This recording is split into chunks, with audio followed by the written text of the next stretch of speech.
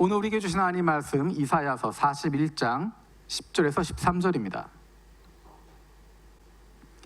이사야서 41장 10절에서 13절입니다. 우리 한 목소리로 함께 읽겠습니다. 시작. 두려워하지 말라, 내가 너와 함께함이라. 놀라지 말라, 나는 네 하나님이 됨이라. 내가 너를 굳세게 하리라. 참으로 너를 도와주리라. 참으로 나의 의로운 오른손으로 너를 붙들리라. 보라, 내게 노하던 자들이 수치와 욕을 당할 것이요 너와 다투던 자들이 아무것도 아닌 것 같이 될 것이며 멸망할 것이라. 내가 찾아도 너와 싸우던 자들을 만나지 못할 것이요 너를 치는 자들은 아무것도 아닌 것 같고 허무한 것 같이 되리니, 이는 나 여호와 너의 하나님이 내 오른손으로 붙들고 내게 이르기를 두려워하지 말라, 내가 너를 도우리라 할 것임이니라. 아멘. 우리가 지금 읽고 있는 리바이블 2020 본문은 이사야 말씀입니다. 이사야 말씀은 크게 둘로 나눠집니다. 1장에서 39장까지, 그리고 40장에서 66장까지입니다. 특별히 1장에서 39장까지는 이사야 시대에 대한 이야기입니다. 그래서 심판의 메시지가 주를 이루게 됩니다. 유다와 예루살렘에 대한 메시지들, 열방에 대한 심판들, 그리고 아시리아와 또 바벨론에 대한 심판들, 그런 메시지들, 종말에 대한 예언들, 그런 것들이 담겨져 있습니다. 36장에서 39장에는 역사적인 사실이 기록되어 있습니다. 히스기야 왕 때의 일들, 사네립이 침입했던 것들, 히스기야가 죽을 뻔했다가 회복되어진 것들, 또 바벨론 포로에 관한 예언들, 그런 것들이 담겨져 있습니다. 심판 이후에 대한 메시지도 있지만 중심 메시지는 심판에 대한 것입니다. 이스라엘과 유다에 대한 심판, 그리고 주변을 둘러싼 열방들에 대한 심판, 이스라엘과 유다 심판에 사용되어진 아시리아와 바벨론에 대한 심판, 그것에 대한 예언을 하고 있습니다. 이 일들은 예언이 선포된 이후에 100년, 200년 뒤에 성취되는 것들입니다. 미리 말씀하고 계시고 역사를 통해서 그것이 이루어지는 것을 보게 됩니다. 40장에서 66장까지는 미래에 대한 이야기들입니다. 약속된 회복을 위로해 주시는 것, 고난받는 종 그리스도를 통한 구원에 대한 말씀, 하나님의 초대와 경고의 말씀, 그리고 이스라엘의 완전한 승리를 보여주는 요한계시록적인 종말의 영광을 보여주게 됩니다. 어제까지 리바이블로 읽었던 39장까지의 느낌과 오늘부터 시작하는 40장의 느낌은 전혀 다릅니다. 마치 두 개의 다른 책을 읽는 것 같은 느낌이 들게 됩니다. 이사야 40장 1절 2절 말씀 우리 한번 같이 읽겠습니다. 시작. 너희의 하나님이 이르시되 너희는 위로하라, 내 백성을 위로하라. 너희는 예루살렘의 마음에 닿도록 말하며 그것에게 외치라. 그 노역의 때가 끝났고 그 죄악이 사함을 받았느니라. 그의 모든 죄로 말미암아 여호와의 손에서 벌을 배나 받았느니라 할지니라 하시니라. 아멘. 너희는 위로하여라, 나의 백성을 위로하여라. 하나님의 백성을 위로하라 라고 하는 이야기로 시작합니다.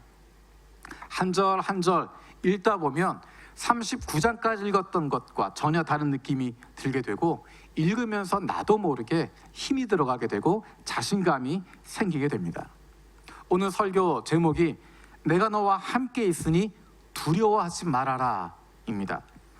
우리가 어떻게 두려워하지 않을 수 있을까? 그리고 우리에게 그렇게 말씀하신 하나님, 그분이 어떤 분이신가? 오늘 말씀을 통해서 함께 살펴보기를 원합니다. 첫 번째로 우리에게 두려워하지 말아라 말씀하신 그 하나님은 우리와 함께 하시는 하나님이십니다. 우리와 함께 하시는 하나님입니다. 우리 이사야 41장 10절 말씀, 오늘 본문 41장 10절 말씀 같이 읽겠습니다. 시작. 두려워하지 말라, 내가 너와 함께함이라. 놀라지 말라, 나는 내 하나님이 됨이라. 내가 너를 굳세게 하리라. 참으로 너를 도와주리라. 참으로 너를 붙들리라. 우리 새 번역으로도 같이 한번 읽어보겠습니다. 새 번역입니다. 시작. 내가 너와 함께 있으니 두려워하지 말아라. 내가 너의 하나님이니 떨지 말아라. 내가 너를 강하게 하겠다. 내가 너를 도와주고 내 승리의 오른팔로 너를 붙들어 주겠다. 아멘. 내가 너와 함께하겠다, 두려워하지 말라라고 이야기합니다. 이 말씀은 우리에게 여호수아에게 줬던 말씀을 다시 한번 기억하게 합니다. 여호수아에게 줬던 약속은 다른 것이 아니라 바로 이 말씀이었습니다. 내가 너와 함께하겠다, 내가 너와 함께하겠다, 두려워하지 말아라, 담대해라 라고 하는 것입니다. 이 약속은 구약에서만 이루어진 것이 아닙니다. 신약에서도 예수님께서 그 말씀을 반복해서 제자들에게 주고 있습니다. 우리가 잘 알고 있는 예수님께서 제자들에게 주셨던 약속의 말씀, 지상명령이라고 이야기하는 그 말씀, 거기에 담겨져 있습니다. 마태복음 28장 19절에서 20절 말씀 함께 읽겠습니다. 시작. 그러므로 너희는 가서 모든 민족을 제자로 삼고 아버지와 아들과 성령의 이름으로 세례를 베풀고 내가 너희에게 분부한 모든 것을 가르쳐 지키게 하라. 볼지어다 내가 세상 끝날까지 너희와 항상 함께 있으리라 하시니라. 아멘. 우리는 어쩌면 마태복음 28장 마지막 구절에서 일부분에만 집중하는지 모르겠습니다. 너희는 모든 민족을 제자로 삼아 아버지와 아들과 성령의 이름으로 세례를 베풀고 내가 너희에게 분부한 모든 것을 가르쳐 지키게 하라. 그것이 우리에게 주신 사명이지만, 우리에게 주신 명령이지만, 그것보다 더 중요하게 하신 말씀이 바로 그 뒤에 나오는 것입니다. 볼지어다 내가 세상 끝날까지 너희와 항상 함께 있으리라. 예수님이 제자들을 떠나보내시면서, 제자들로부터 떠나시면서 승천하시면서 주셨던 마지막 말씀이 선교 전략을 주신 것이 아닙니다. 이러이러한 프로그램을 하라고 제자 훈련 프로그램 주신 것도 아닙니다. 예수님이 주셨던 약속은 단 한 가지입니다. 내가 너희와 함께하겠다, 내가 너희와 함께하겠다. 이보다 더 큰 힘이 어디 있겠습니까? 우리를 사랑하시고 우리의 중심을 아시는 주님께서 세상 끝날까지 우리와 항상 함께 하시겠다는 약속, 그것보다 더 큰 힘이 어디 있겠습니까? 하나님 우리에게 말씀하시는 것은 너희가 어떤 문제를 가지고 있는지, 무엇을 잘했는지, 누구에게 책임이 있는지 그것을 따지시는 것이 아니라 내가 너희와 함께 하겠다 말씀하십니다. 함께 하시는 하나님, 그 하나님을 경험한 사람들은, 그 하나님을 만났던 사람들은 그 모습을 닮아가게 되어 있습니다. 다른 사람이 어려움에 빠져 있을 때 문제를 따지고 누구에게 책임이 있는지 그것을 따지고 있는 것이 아니라 그와 함께 있어주는 것입니다. 문제를 찾는 것이 아니라 그것에 대한 해답을 찾기 위해서 다른 사람들의 마음을 헤집어 놓는 것이 아니라 그 아픔 가운데 같이 있어주는 것입니다. 우리가 주변에 가족을 잃은 슬픔을 당한 사람들을 만나게 됩니다. 무엇으로 위로할 수 있겠습니까? 당신이 어떤 죄를 지어서 이런 일이 벌어졌습니다, 그렇게 말할 수 있겠습니까? 무엇 때문에, 하나님 무슨 뜻이 있으셔서 그러셨겠지요, 믿음으로 극복하십시오, 그렇게 이야기할 수 있겠습니까? 가장 좋은 것은 그 옆에 같이 있어주는 것입니다. 어떤 내용인지 몰라도, 어떤 아픔인지 몰라도 함께 있어주는 것입니다. 평소에 친밀했던 사람이, 평소에 마음을 알아주던 사람이 그 옆에 같이 있어주는 것, 그것만으로도 새로운 힘을 얻게 되고 그것만으로도 충분한 위로를 얻게 됩니다. 하나님께서 우리에게 주시는 것, 힘내라 말씀하시기도 하지만, 무엇을 잘해라 말씀하시기도 하지만, 그것보다 더 중요하게 하시는 것은 우리의 마음을 아시고 우리의 중심을 아시는 그 하나님께서 우리와 함께 하신다는 것입니다. 우리를 떠나지 않으시고, 우리가 눈물 흘릴 때, 우리가 아파하고 있을 때 우리와 함께 하셔서 내가 네 마음 다 안다 말씀하시는 것입니다. 그 눈의 눈물을 닦아주시고, 내가 여기 있잖아, 내가 네 옆에 있잖아, 내가 함께 하잖아, 너는 혼자가 아니야, 버려진 것이 아니야, 이 세상 그 무엇보다도 너를 사랑하는 내가 너와 함께하고 있다 말씀해 주십니다. 우리 하나님 어떤 분이신가? 두 번째로, 그분은 바로 오직 한 분이신 하나님이십니다. 오직 한 분이신 하나님입니다. 이것은 어떤 이야기냐면 다른 신들과 비교할 수가 없다는 것입니다. 성경에서 신이란 단어를 사용하고 있지만, 우리가 다른 신이라고 하는 이야기를 하고 있지만, 우리 가운데 신은 하나님밖에 없습니다. 하나님 그분만이 오직 유일하신 하나님이십니다. 이사야 43장에서 43장 말씀 가운데 그것을 반복해서 이야기하고 있습니다. 이 세상에 하나님은 오직 한 분이시다. 이 세상에 신은 오직 한 분이신 하나님 그분밖에 없다라고 말씀하십니다. 우리 43장 9절 말씀,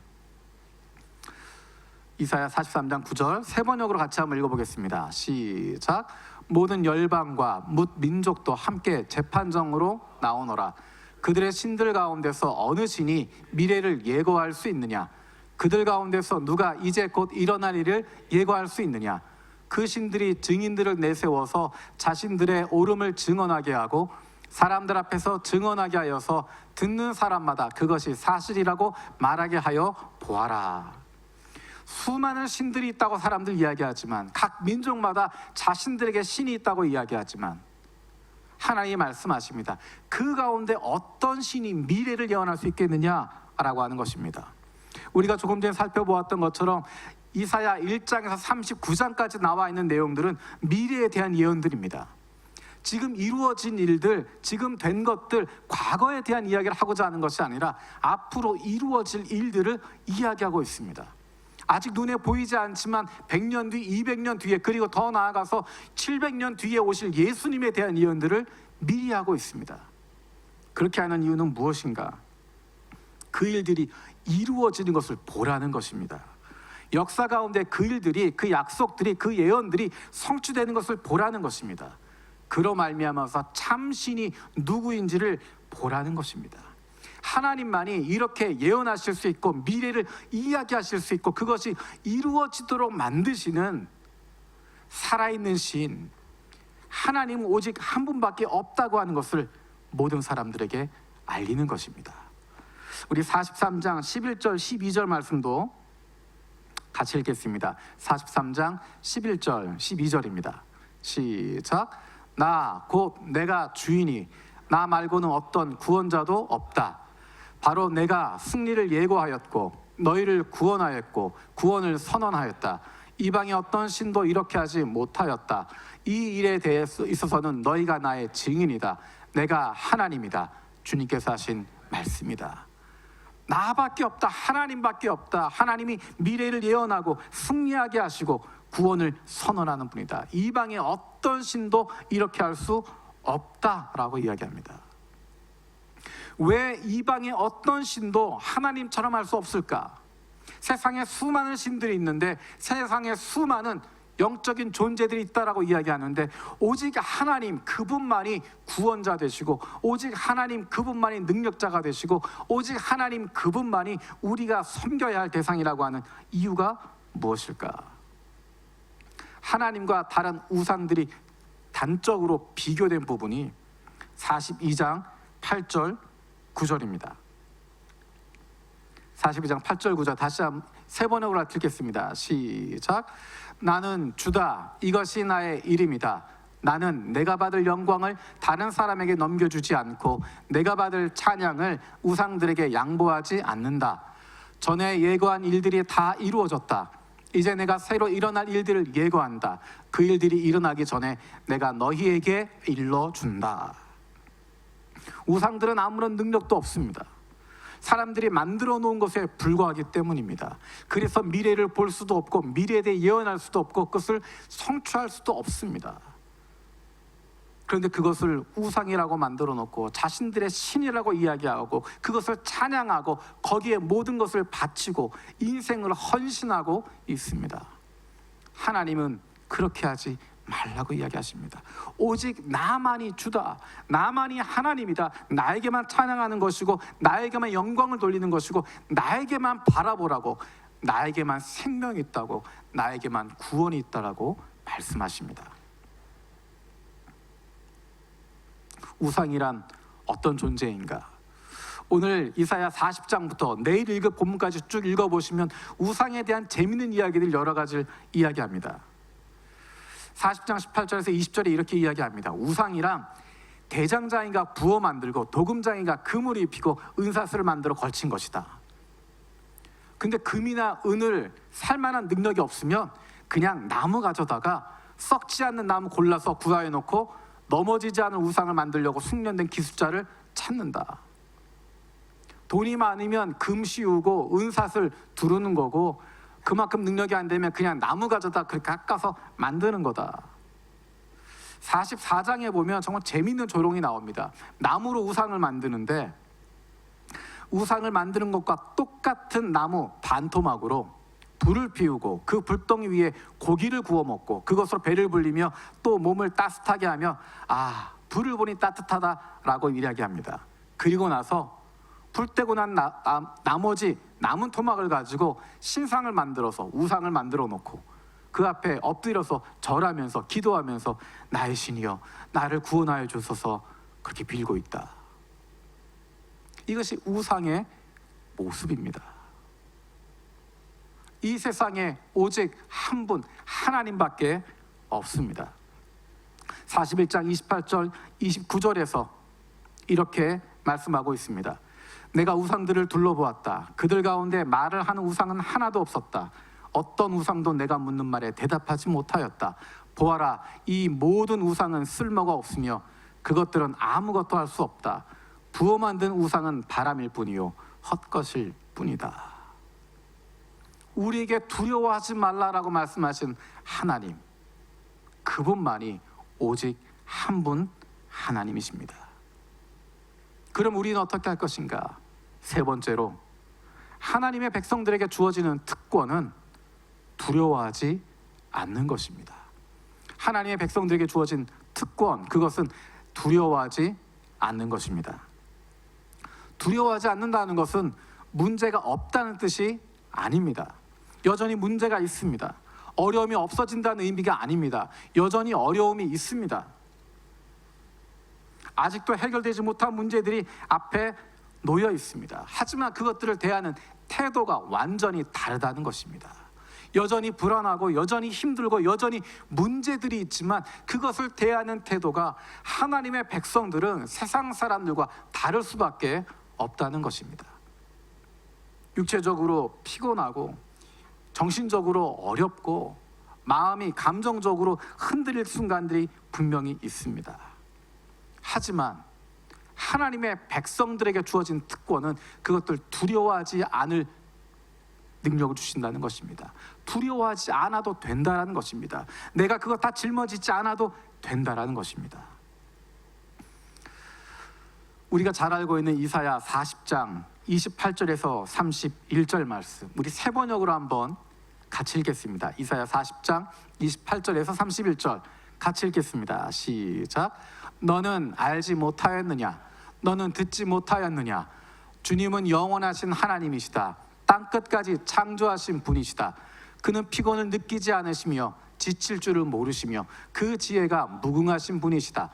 피곤한 사람에게 힘을 주시며 기운을 잃은 사람에게 기력을 주시는 분이시다. 비록 젊은이들이 피곤하여 지치고 장정들이 맥없이 비틀거려도 오직 주님을 소망으로 삼는 사람은 새 힘을 얻으리니 독수리가 날개를 치며 솟아오르듯 올라갈 것이요 뛰어도 지치지 않으며 걸어도 피곤하지 않을 것이다. 아멘. 우리에게 새 힘을 주시는 하나님이 계시기 때문에, 우리에게 새 힘을 주시는 하나님께서 우리와 함께 하시기 때문에 우리가 담대할 수 있고 두려워하지 않을 수 있습니다. 여전히 우리 앞에 문제들은 놓여 있습니다. 여전히 우리가 해결하지 못한 어려움들이 옆에 놓여져 있습니다. 그것을 어떤 마음으로 바라볼 것인가? 그것은 우리에게 주어진 선택입니다.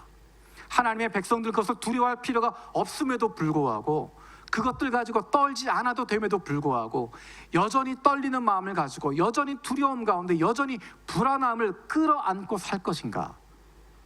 아니면 두려워하지 말아라, 내가 너희와 함께함이라 말씀하신 그 하나님을 믿는 마음으로 두려움을 떨쳐버리고 살아갈 것인가?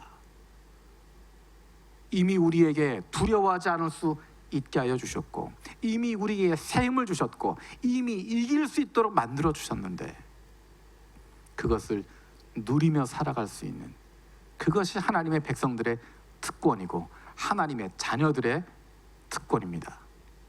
우리 43장 1절 2절 말씀 함께 읽겠습니다. 시작. 야곱아, 너를 창조하신 여호와께서 지금 말씀하시느니라. 이스라엘아, 너를 지으신 이가 말씀하시느니라. 너는 두려워하지 말라. 내가 너를 구속하였고 내가 너를 지명하여 불렀나니 너는 내 것이라. 내가 물 가운데로 지나갈 때 내가 너와 함께 할 것이라. 강을 건널 때 물이 너를 침몰하지 못할 것이며 내가 불 가운데 지날 때 타지도 아니할 것이요 불꽃이 너를 사르지도 못하리니. 아멘. 어떠한 상황 속에서도 하나님은 자기 백성들을 책임지시고 지켜주시는 분이십니다. 이스라엘 백성들을 홍해를 건너게 하시고 요단강을 건너게 하시고 가나안 땅에 들어가게 하신 그 하나님께서 저 여러분들을 보호하고 계시고 이끌고 계시고 함께하고 계십니다. 우리는 지금 그동안 경험해 본 적 없는 힘들고 어려운 상황 가운데 있습니다. 어느 누구도 앞으로 어떻게 될 것이다 라고 자신 있게 말할 수 없습니다. 하지만 분명한 것은 언제 어느 순간에도 우리의 하나님께서는, 오직 한 분이신 여호와 하나님께서는 우리와 함께 하신다는 것입니다. 우리의 왕 되신 하나님은 그의 백성들을 버리지 않으십니다. 우리의 아버지 되신 하나님은 그의 자녀들을 버리지 않으십니다. 평안하고 모든 일이 내 마음대로 이루어지는 순간보다 힘들고 어렵고 내가 생각한 일들이 이루어지지 않고 있을 때, 바로 이 순간이 하나님의 능력을 경험하게 되는 순간입니다. 오직 한 분이신 하나님께서 저와 여러분들과 함께하고 계십니다. 우리 이 시간에 그 마음을 가지고 함께 찬양했으면 좋겠습니다. 물 가운데 지날 때에도 침몰치 않으며 불 가운데 행할 때에도 너를 상치 못하게 하시리.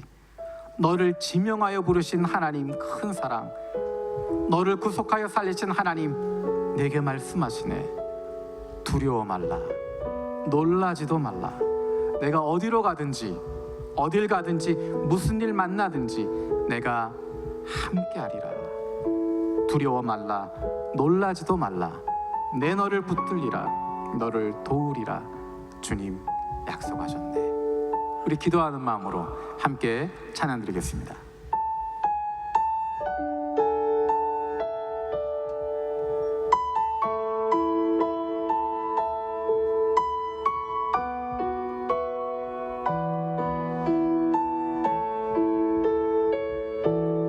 물 가운데 지날 때에도 침몰치 않으며 불 가운데 행할 때에도 너를 상치 못하게 하시리. 너를 지명하여 부르신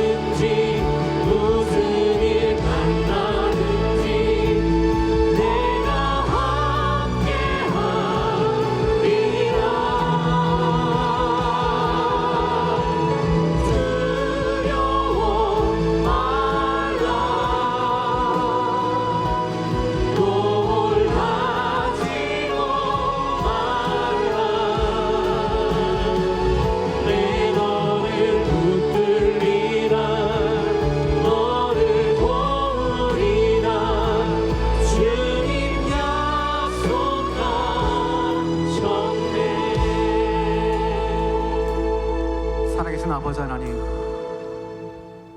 주님의 약속을 기억합니다.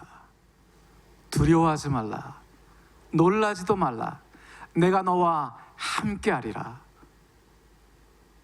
아무도 경험해보지 못한 힘들고 어려운 상황 가운데, 예상하지도 못하고 준비하지도 못했던 어려움 가운데, 우리의 앞날을, 우리의 앞길을 예측할 수 없는 가운데 세상은 두려워하고 불안해하고 힘들어하지만 우리에게 말씀하신 하나님 말씀 기억합니다.